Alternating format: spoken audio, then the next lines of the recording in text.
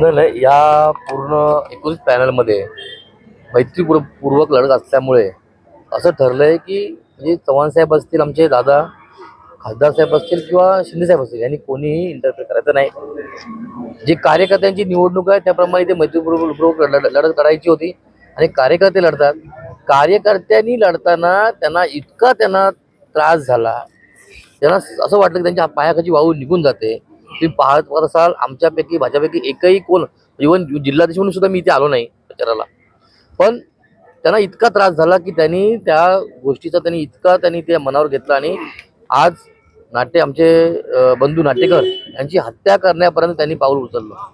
म्हणजे इतकं कार्यकर्त्यांची लढाई होती ही. कार्यकर्त्यांनी एकमेकांशी लढायचं होतं. कुठलाही वरिष्ठ नेता येणार नव्हता, जिल्हाध्यक्ष पण येणार, आम्ही ठरवून यायचं नाही, पण तरीही कामं नव्हती.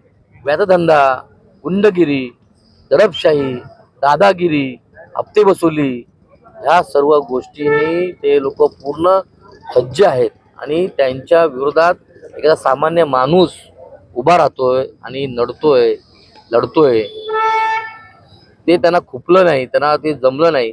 म्हणून त्यांनी आज आमचे मित्र नाटेकरांनी यांना म्हणजे प्राणघातक हल्ला केला आणि त्यांना मारून टाकण्याचा प्रयत्न केला. कडू बोल वृत्तवाहिनी, सत्याचा कडवट आवाज.